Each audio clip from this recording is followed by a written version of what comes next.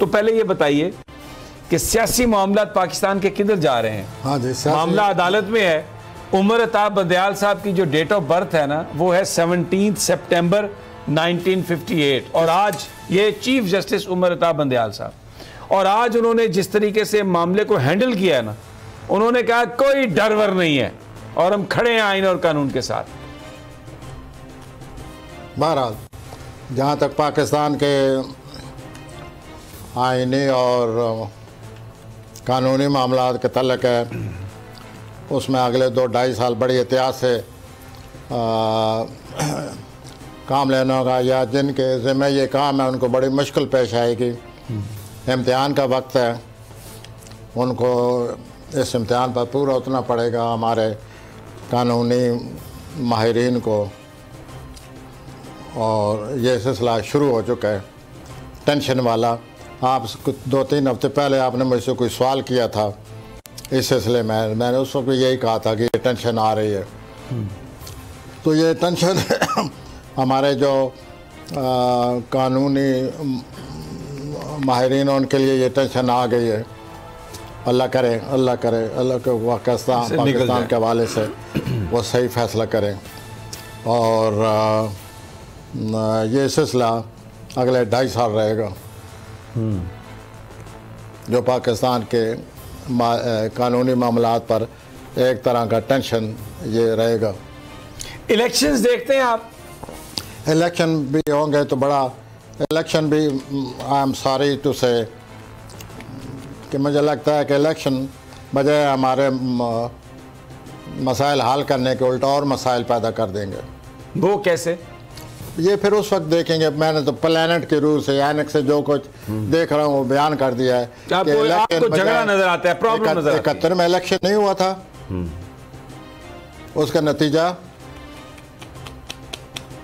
Sir ये जो election आ रहा है, बद्दुआ करें एक प्लेनेट ऐसा हुआ है हमारे मामलात और न उलझें और न पेचीदा हों, ये बजाय इलेक्शन हमारे मसाइल हल करने के उल्टा कोई और नया मसला ना पैदा हो जाए। फिर क्या किया जाए? अभी अगर इलेक्शन नहीं भी होते तो भी मसला बना हुआ है। हमने क्या किया था, बजाय से एक मामला आ गया है, प्रॉब्लम आ गया है, हर एक के लिए इम्तिहान है और उस इम्तिहान पर पूरा उतरना।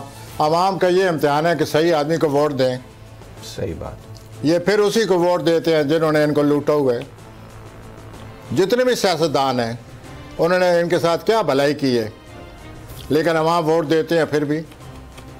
तो अवाम का भी इसमें ज़िम्मेदारी आती है कि वो अगर वो वोट दें तो ऐसे आदमी को दें जो पाकिस्तान की सही खिदमत करना चाहता है या कर सकता है या उसमें गट्स हैं। तो कानूनी तौर पर तो मैं अभी बात कर ही रहा हूँ कि क्या मसला बनेगा। एक बड़ा अजीब प्लानट का साया पड़ा हुआ है कानूनी मामलात पर अगले 2.5 साल। तो ये एक इम्तिहान का वक्त होगा, टेंशन का वक्त होगा, और ये टेंशन आपको नज़र नहीं आ रही? आ रही है, बिल्कुल। ये बिल्कुल ऐसे ही वो प्लेनेट है, और ये अंदर 2.5 साल ऐसे ही साया पड़ा रहेगा। या कानूनी माहिरीन के लिए कोई रुकावट बनी रहेगी, कोई टेंशन बनी रहेगी। एक और ऐसा प्लेनेट पाकिस्तान के ख़िलाफ़ आ गया जो मज़ीद मसाइल पैदा करेगा।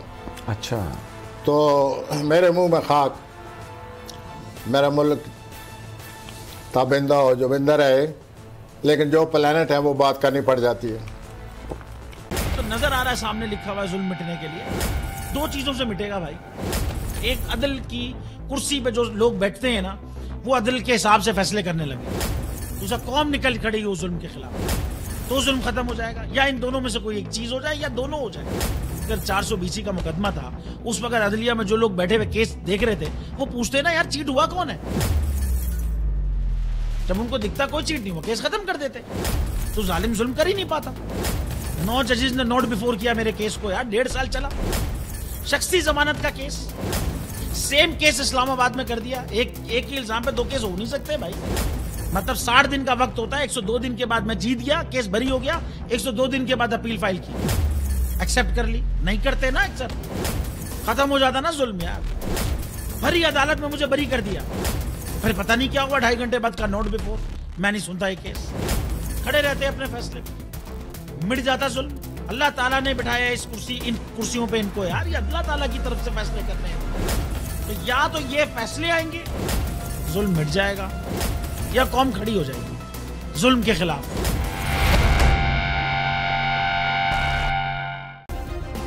सब्सक्राइब करें और बेल दबाएं ताकि कोई खबर रह न जाए।